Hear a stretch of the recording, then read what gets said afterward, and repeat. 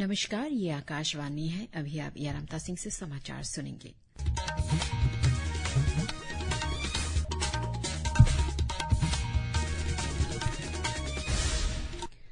पहले मुख्य समाचार। विदेश मंत्री डॉक्टर एस जयशंकर ने कहा है कि कनाडा ने बिना किसी विशेष जानकारी के आरोप लगाने का एक पैटर्न विकसित किया। उन्होंने कहा, भारतीय राजनयिकों पर निगरानी रखा जाना अस्वीकार्य। राष्ट्रपति द्रौपदी मुर्मू ने एशिया को सुदृढ़ करने और वास्तविक शांति स्थापित करने के लिए बौद्ध धर्म की भूमिका पर चर्चा करने की आवश्यकता जताई। झारखंड विधानसभा चुनाव के लिए सभी राजनीतिक दलों का प्रचार जोरों पर। सर्वोच्च न्यायालय ने उत्तर प्रदेश मदरसा शिक्षा अधिनियम 2004 की विस्तृत संवैधानिक वैधता बरकरार रखी। अमेरिका में नए राष्ट्रपति के चुनाव के लिए कुछ ही घंटों में मतदान शुरू। नहाय खाय की परंपरा के साथ छठ पूजा की शुरुआत। और टेनिस में भारत के ऋत्विक चौधरी बोलीपल्ली और उनके जोड़ीदार पुर्तगाल के फ्रांसिस्को कैब्राल पुरुष डबल्स के क्वार्टर फाइनल में पहुंचे। अब समाचार विस्तार से। प्रधानमंत्री नरेंद्र मोदी ने कनाडा में एक हिंदू मंदिर पर हुए हमले की कड़ी निंदा की है। श्री मोदी ने कनाडा सरकार से इस मामले में न्याय सुनिश्चित करने और कानून व्यवस्था बनाए रखने को कहा है। विदेश मंत्री डॉक्टर एस जयशंकर ने हमले को बेहद चिंताजनक बताया है। आज सुबह कैनबेरा में ऑस्ट्रेलिया के विदेश मंत्री पेनी वोंग के साथ संयुक्त संवाददाता सम्मेलन में डॉक्टर जयशंकर ने इस बात पर चिंता प्रकट की कि कनाडा में आतंकी गुटों को राजनीतिक शरण दी जा रही है। उन्होंने कहा कि कनाडा ने बिना कोई विशेष जानकारी दिए आरोप लगाने का एक पैटर्न विकसित कर लिया है। उन्होंने कहा कि कनाडा में भारतीय राजनयिकों पर निगरानी रखा जाना अस्वीकार्य है। कैनबेरा में हिंदू मंदिरों पर हुए हमले के बारे में पूछे जाने पर ऑस्ट्रेलिया के विदेश मंत्री ने कहा कि ये हमले भारतीय समुदाय के लिए परेशानी पैदा करने वाला है। उन्होंने कहा कि सभी ऑस्ट्रेलियाई सुरक्षा और सम्मान के हकदार हैं, भले ही उनकी आस्था और संस्कृति कुछ भी हो।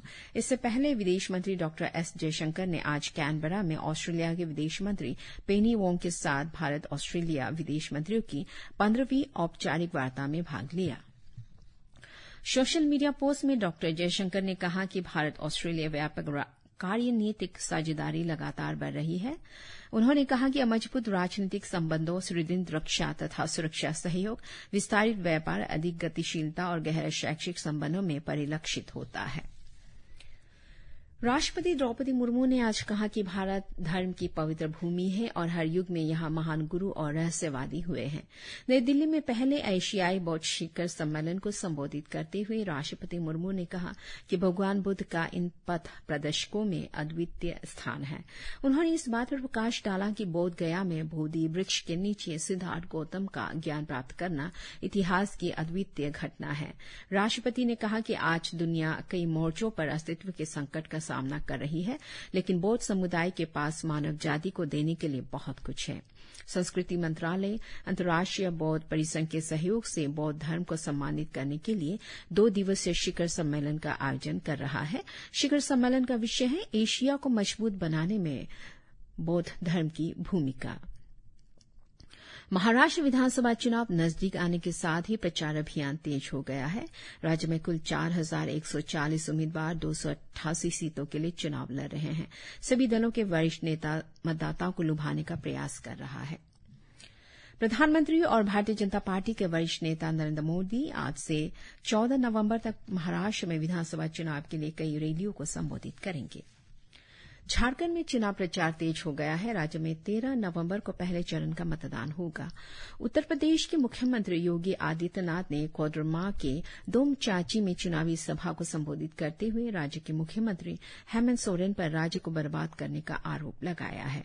उधर झारखंड मुक्ति मोर्चा के वरिष्ठ नेता और मुख्यमंत्री हेमंत सोरेन ने भाजपा पर धर्म के नाम पर समाज को बांटने का आरोप लगाया है। रक्षा मंत्री राजनाथ सिंह का रांची और लोहरदगा में चुनावी सभाओं को संबोधित करने का कार्यक्रम है, जबकि कांग्रेस अध्यक्ष मल्लिकार्जुन खड़गे हजारीबाग के मांडू और रांची के कांके में इंडिया गठबंधन के उम्मीदवारों के पक्ष में प्रचार करेंगे। झारखंड में विधानसभा चुनाव की घोषणा के बाद से राज्य के विभिन्न हिस्सों में 1 अरब करोड़ रुपए से अधिक राशि जब्त की गई है। मुख्य निर्वाचन अधिकारी की रवि कुमार ने बताया कि आदर्श आचार संहिता के उल्लंघन के मामले में 31 प्राथमिकी दर्ज की गई है। चुनाव आयोग ने झारखंड के देवघर में अंबर लकड़ लकड़ा को नया पुलिस अधीक्षक बनाने पर सहमत दे दी है।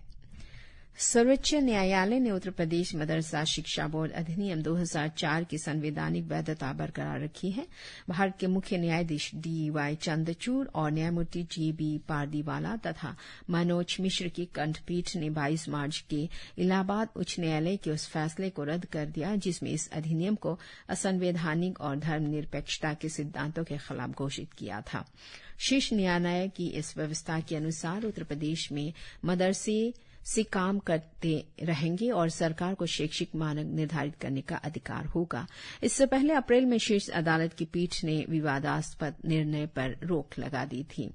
इसमें भी न्यायमूर्ति JB पारदीवाला और मनोज मिश्र शामिल थे। पीठ ने कहा था कि इलाहाबाद उच्च न्यायालय ने मदरसा अधिनियम के प्रावधानों का गलत अर्थ निकाला है और सरसरी तौर पर उसका दृष्टिकोण सही नहीं है, लेकिन सर्वोच्च न्यायालय ने व्यवस्था दी कि मदरसा शिक्षा अधिनियम उस सीमा तक असंवैधानिक है जहां यह विश्वविद्यालय अनुदान आयोग अधिनियम के विपरीत 12वीं कक्षा के बाद फाजिल और कॉमिक डिग्रियों के संदर्भ में उच्च शिक्षा को विनियमित करता है।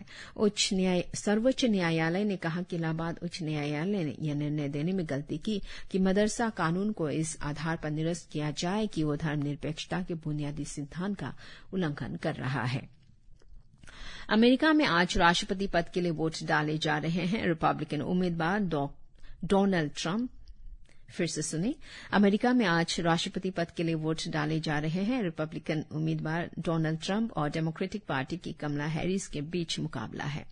मतदान अंतर्राष्ट्रीय समय के अनुसार 10 बजे शुरू होगा। श्री ट्रंप ने मिशिगन में भाषण के साथ अपना प्रचार अभियान पूरा किया, जबकि सुश्री हैरिस ने पेनिसिल्वेनिया प्रांत में भाषण के साथ अपना अभियान समाप्त किया।